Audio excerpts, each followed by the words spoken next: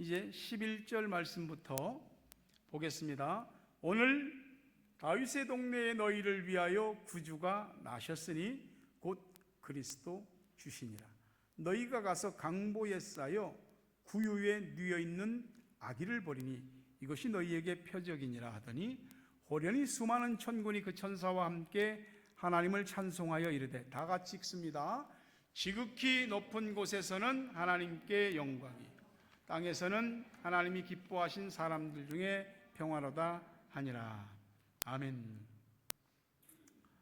많은 날들이 다 우리에게 의미를 주지만은 성탄절은 우리 모두에게 특별한 의미죠. 다시 한번 인사합시다. 성탄절 인사. 메리 크리스마스. 시작. 메리 크리스마스. 메리 크리스마스. 그렇죠. 크리스마스. 크리스마스는 사실은 라틴어에서 시작됐죠. 크리스투스, 그리스도를 의미하는 크리스투스와 또 모임, 예배를 의미하는 마사의 합성어입니다. 그러니까 크리스마스 그러면은 그리스도의 모임, 그리스도의 예배, 그런 뜻이죠. 이게 성탄절이 크리스마스가 된 것은 이날 예배하는, 성탄하신 주님을 예배하기 위해서 우리들에게 허락된 날이죠. 우리나라 명절은 설, 추석 이런데 이 유럽인이나 또 미국인 또 서양권에 속한 사람들에게 있어서 이 성탄절은 설날이나 추석 같은 그런 명절이죠. 그래서 사실 성탄절이 되면 여러분 집 주변에 있는 분들도 혹시 보셨는지 모르지만 차들이 유난히 집집이 많이 있습니다. 그건 전국 각지에 또는 해외에 있던 이 가족들이 모여서 성탄의 기쁨을 나누고, 또 이 크리스마스 홀리데이가 굉장히 기니까 예수님의 성탄에 대한 그 기쁨을 가족들이 나누는 거죠. 우리 여러분이 잘 알다시피 성탄절은 이제는 우리 기독교와 교회만의 이 축제는 아닙니다. 교회 바깥에서도 이 성탄절이 축제가 되죠. 물론 그거는 이제 예배의 축제라기보다는 이 상업적인 측면이 크죠. 명동 신세계 백화점 그 벽면 전체를 LED 전광판으로 바꾸어서 막 모르겠어요. 영상으로 잠깐 봤는데 사람들이 우리나라 사람들이 크리스마스 성지라고 할 정도로 거기 가서 구경하고 사진 찍고 동영상 찍고 이런 것들 상당히 많이 하고 있습니다. 이제 백화점이나 이런 대형마트 또 많은 상업적인 의미를 가진 곳에서 이 성탄절을 굉장히 좋은 특수로 보는 거죠. 한국만큼은 아니어도 뉴질랜드도 성탄절이 되면은 차도 많고요. 이런 쇼핑몰, 슈퍼마켓 같은 데 가면 사람들이 막 줄을 서는 것을 봅니다. 아마 내일도 그럴 겁니다. 박싱데이니까. 그리고 이 리코샵에 가서, 술 파는 곳이죠. 리코샵에 가서 술을 사들고 나오면서 세상에 다시 없이 행복해하는 모습들을 사람들이 그런 미소를 지으면서 나옵니다. 이 성탄절이 우리에게 주는 의미가 그들과 똑같지는 않겠죠. 똑같아서도 안 되고요. 우리는 성탄절에 하늘을 버리고 낮은 땅에 오신 그 예수님을 생각하는 그런 성탄절이 되기를 간절히 바라는 마음입니다. 우리 예수님을 평화의 왕이다 이런 말씀을 하잖아요. 세상이 평화해야지요. 하지만 세상이 솔직히 평화했던 적은 없습니다. 항상 싸움과 전쟁과 다툼이죠. 우리가 뉴욕 맨하탄에 있는 UN 빌딩, UN 본부 아시죠? UN이 United Nations, 이 UN은 세계 각 나라들의 여러 부분들을 서로 잘 협력하고 또 세계 평화의 질서를 조성하고 유지하기 위해서 만들어진 국제기구입니다. 그 UN 본부 건물에는 유명한 성경 구절이 써 있습니다. 물론 영어로 써 있죠. 킹 제임스 버전으로 써 있습니다. 우리말 성경에 보면 이사야 2장 4절에 이렇게 되어 있습니다. 그 뜻이 뭐냐면은 유엔 본부에 새겨진 그 성경 구절이 칼을 쳐서 보습은 쟁기 말하는 거죠. 땅을 이렇게 파던 옛날 농사기구. 칼을 쳐서 보습을 만들고 창을 쳐서 낫을 만들 것이며 이 나라와 저 나라가 다시는 칼을 들고 서로 치지 아니하며 다시는 전쟁을 연습하지 아니하리라. 이런 말씀입니다. 그러니까 우리가 알지만은 이 전쟁은 인류의 역사와 똑같이 오고 있습니다. 유엔 본부 건물에 이런 전쟁의 도구들을 다 녹이고 쳐서 농사 짓는 걸로 바꾸고 이 나라 저 나라가 싸우지 않고 전쟁을 연습하지 않고 그런 성경 구절이 있어도 여전히 전쟁은 나라와 나라가 민족이 민족을 성탄절은 성탄의 의미를 공유하는 사람들에게는 전쟁까지도 잠깐 쉬게 하는 힘이 있습니다. 제1차 세계대전 때 서부전선에서 독일군과 또 영국, 프랑스 연합군이 같이 붙었습니다.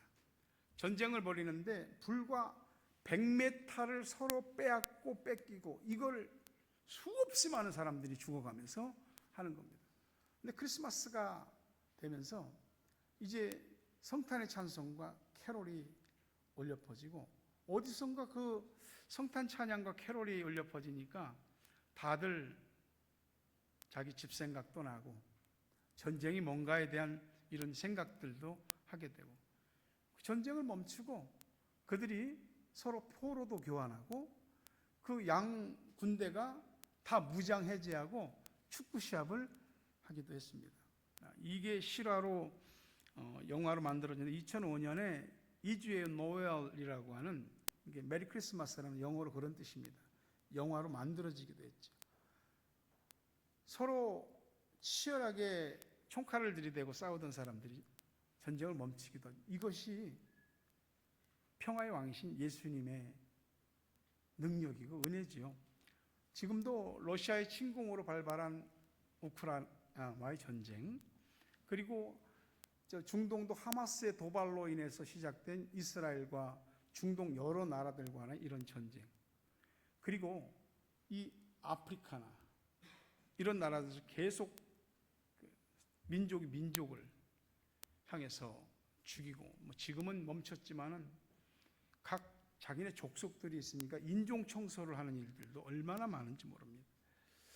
우리 예수님이 이 땅에 오셔서 그런 일들을 멈추게 하시는 은혜를 베풀면 너무 좋고 사람들이 그걸 깨달으면 좋겠습니다. 오늘 그 예수님의 처녀 탄생, 동정녀 탄생을 예언한 이사야 선지자는 예수님이 세상에 오기 전 700년 전의 선지자거든요. 그때 이 동정녀 탄생, 메시아의 동정녀 탄생을 예언했습니다. 그나마 하나님을 잘 섬겼던 우스야 왕이 죽고요. 요담이 왕이 됐으나 그 후에 아하스가 이제 왕이 됩니다. 근데 아하스는 하나님 보시기에 악한 왕이었습니다. 나라는 빈부격차가 너무 심했고 부위층들은 사치와 향락이 극에 달했고요. 그리고 백성들 사이에는 우상 숭배가 만연했습니다. 이게 하나님 나라, 하나님 백성들의 당시 모습이었습니다. 국제 정세도 불안했는데요. 북이스라엘의 베가 왕과 또 아람의 르스딘 왕이 연합해서 남유다를 침공한다는 소식이 들려옵니다. 다들 난리가 났습니다. 근데 이사야 선지자가 하나님이 절대 지지 않게 한다. 망하지 않게 한다. 그러나 아하스 왕도 백성 누구도 믿지 않았어요. 지금 우리의 이 힘으로 그들을 어떻게 막아낼 수 있느냐 하는 거죠. 그러한 때에 이사야 선지자가 하나님의 계시를 받아서 예언하는 게 이사야 7장 14절입니다. 잘 아시죠? 보라, 주께서 친히 징조를 너에게 주실 것이다. 보라, 처녀가 잉태하여 아들을 낳을 것이요 그 이름을 임마누엘이라. 이거 마태복음 1장 23절에서는 그대로 해석했습니다. 보라, 처녀가 잉태의 아들을 낳을 것이요 그 이름을 임마누엘이라. 이를 번역한즉 하나님이 우리와 함께 계시다. 처녀가 잉태해서 아들을 낳는다. 말이 안 되는 소리죠. 하나님이 그런 기적을 보여주시겠다는 겁니다. 징조를 보여주시겠다는 거예요. 나라가 정치, 경제, 사회, 종교 모든 면에 있어서 불안하고 암울한 이때에 동정녀 탄생을 예언합니다. 사람들이요, 희망을 가질 수 없을 때에 바로 동정녀 탄생을 통한 희망을 이사야 선지자가 선포했습니다. 그러나 아무도 믿지 않았습니다. 그러나 이 예언은 말씀대로 이루어졌습니다. 예수님은 처녀, 버진인 동정녀 마리아에게서 탄생하셨어요. 조용하게, 시끌벅적하고 요란하지 않고 조용하게 세상은 모르게 탄생하셨습니다.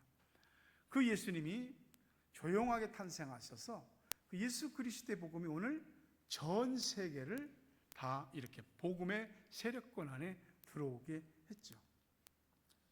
본래 12월 25일이 우리가 성탄절이라고 지키는데 본래 교회가 지키던 예수님 탄생을 기념하는 날은 12월 25일이 아니죠.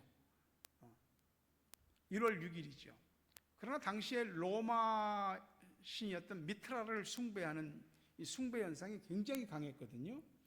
미트라 숭배하는 날에는 완전히 로마가 다 그냥 뒤집어지게 됩니다. 이거에 대해서 교회는 생각할 때 이거 너무 많은 사람들이 우상에게 집중하고 있다. 그래서 저 사람들을 어떻게 교회 안으로 흡수시킬까를 생각하다가 그들과 똑같은 12월 25일에 교회가 성탄절을 제정하는 겁니다. 맞불을 놓은 거죠. 그리고서 미트라를 숭배하던 사람들을 교회 안으로 이렇게 들어오겠습니다. 그래서 사람들이 미트라를 숭배하는 것에서 예수님 탄생을 기념하는 성탄절로 많이 돌아왔죠. 하지만 오늘날의 성탄절은 그 당시에 성탄절이 많은 우상 숭배자들이나 세상 사람들을 흡수해 드렸던 것에 비해서 오늘날의 성탄절은 다시금 세상으로 흡수되어져 들어가는 그런 생각을 지울 수가 없습니다. 세상은 그렇다고 해도 우리는 예수님이 이 땅에 오신 이유, 오셔야만 했던 이유를 깨닫고 오늘 그 주님이 우리 속에 모든 불안과 근심과 걱정과 염려를 몰아내고 평화와 평강의 안정을 주시기를 주의 이름으로 축복합니다. 좋은 소식, 이 복음을 굿뉴스라고 합니다. 복된 소리죠. 이 세상에 사람들을 기쁘게 하는 소식들이 많죠. 어느 집안에 태어난 아기가 그 집안의 기쁜 소식이기도 하고요. 또 집에서 아이들이 잘 자라면서 이런 어떤 대학이나 이런 시험들을 합격했을 때 그것도 좋은 소식이 되기도 하고, 승진이나 사업이 잘 되거나 계획했던 일들이 딱 성취되고 좋은 소식들이 얼마나 많은지 모릅니다. 그러나 그 좋은 소식들이 모든 사람에게 다 좋은 소식은 아닌 겁니다. 그러니까 오늘 예수님께서 탄생을 뭐라고 했냐? 누가복음 2장 10절에 보니까 천사가 이르되 무서워하지 말라. 보라, 내가 온 백성에게 미칠 큰 기쁨의 좋은 소식을 너희에게 전한다. 온 백성에게 미칠 큰 기쁨의 좋은 소식. 천사들이 바빴습니다. 밤늦게까지 양을 돌보며 있던 목자들에게 이 소식을 전하죠. 오늘 예수님 탄생이 우리들에게 굿뉴스, 그레이트 뉴스가 될 때에 우리를 통해서 누군가에게 이 굿뉴스가 알려지지 않겠습니까? 사람들은 대부분 먹고 사는 문제를 가장 중요하게 여깁니다. 굉장히 중요한 현실이거든요. 근데요, 진짜 중요한 문제는 죄와 죽음에 관한 문제고, 이거는 사람이 풀 수 있는 영역이 아닌 거죠. 사람이 늙고 병들고 또 여러 질병이나 사고, 많은 이유로 죽습니다. 죽음의 이유에 대해서 누가 이거라고 말합니까? 죽음의 이유는 죄입니다. 로마서 6장 23절에서 말한 대로 죄의 삭은 사망인 거죠. 우리의 시조인 아담이 하나님과 계약을 맺을 때 선악과를 놓고 안 먹기로 계약을 했습니다. 하나님 뭐라 그러냐면 이거 먹으면 너 진짜 죽는다. 먹었고 아담은 죽었습니다. 물론 나이는 성경에 보니까 930세를 살았습니다. 그래서 죽었어요. 왜요? 죄 때문에. 로마서 5장 12절에 보니까 그러므로 한 사람으로 말미암아 죄가 세상에 들어오고 죄로 말미암아 사망이 들어왔나니 이와 같이 모든 사람이 죄를 지었으므로 사망이 모든 사람에게 이르렀다. 아담 한 사람이 지은 죄인데 그 죄 때문에 그 죄가 세상에 들어오면서 사망이 따라 들어왔고 모든 사람이 죄인이 되고 모든 사람이 다 죽음에 이르게 됐습니다. 그래서 우리가 잘 알다시피 구약에서는 이 죄를 용서받기 위해서 죄 없는 짐승을 나 대신 죽여서 내 죄를 용서받았거든요. 근데 예수님이 오셔서 그걸 한 번에 이루셨습니다. 히브리서의 말씀대로 단번에 영원한 제사를 이루신 거죠. 다시는 짐승을 잡아 죽일 필요가 없게 된 겁니다. 로마서 5장 19절에 보니까 한 사람이 순종하지 아니함으로 많은 사람이 죄인 된 것 같이 한 사람이 순종하심으로 많은 사람이 의인이 되리라. 첫 번째 한 사람은 아담, 두 번째 한 사람은 예수님. 아담의 불순종으로 다 죄인 됐고 예수님의 순종으로 다 의인이 되는 겁니다. 하나님께서는 구원 얻는 방법을 딱 하나를 정했습니다. 예수 믿고 구원. 뭘 믿냐? 십자가. 나를 위해 대신 죽으신 십자가와 나를 위해서 살아나신 부활을 믿음으로 구원받게 하셨습니다. 사도행전 말씀대로 천하 인간의 다른 이름으로는 구원을 얻을 수 없게 하셨다. 예수 이름. Only Jesus. 오직 믿음입니다. 세상이 다 잠들었을 때 그 깊은 밤에 천사들이 기쁜 소식을 전했죠. 지금 그때처럼 사실 세상은 잠들어 있어요. 어쩌면 교회와 많은 교인들도 잠들어 있는지도 모릅니다. 그래서 성경은 수없이 깨어나라, 정신을 차려라, 각성해라 이런 말씀들을 하는 거죠. 이제는 교회가 우리가 바로 잠든 세상을 깨우는 것 같은 천사의 역할을 감당해야 될 때입니다. 온 세상에 미칠 큰 기쁨의 좋은 소식을 전하는 성탄의 사람들 되시기를 바랍니다. 세상은 아무도 예수님을 재림하실 예수님을 기다리지 않지만 우리는 재림하실 예수님을 믿고 기다리고 또 전해야 됩니다. 예수님은 탄생 자체가 소박했잖아요. 뭐 떠들썩하지 않고 아무도 몰랐어요. 왕이 나셨는데 그저 밤에 목자들 몇 명이 아기 예수를 경배했죠. 나셔서 허름한 구유는 짐승들이 먹는 그 먹이통입니다.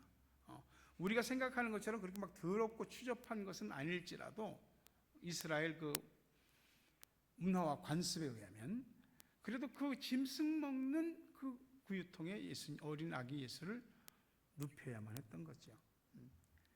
그리고 예수님이 세상에 오셨지만 성경에는 자기 땅에 오매 자기 백성이 영접하지 않았다.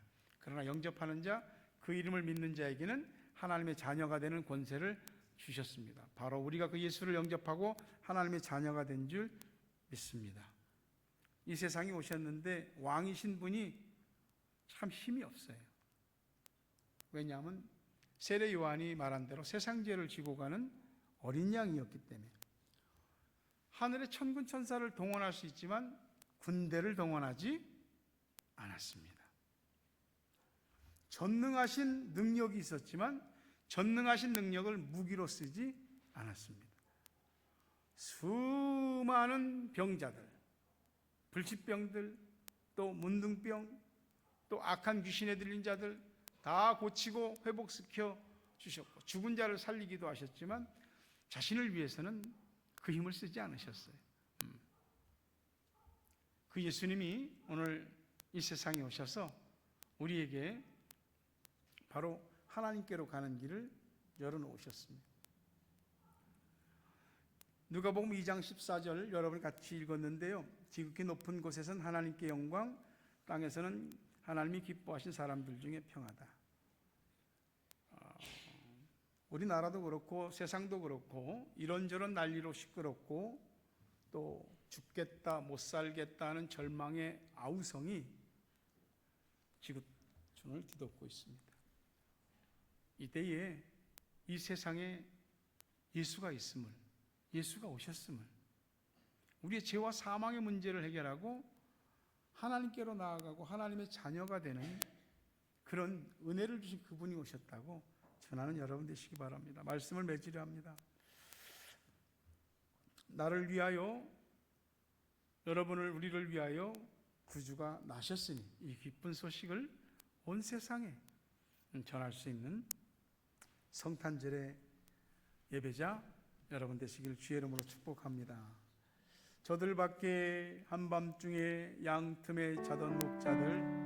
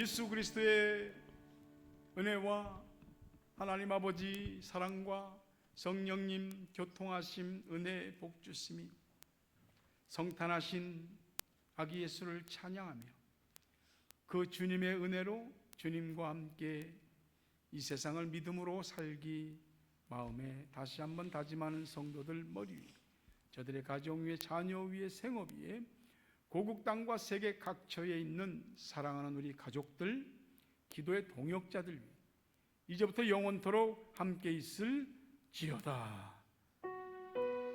아멘.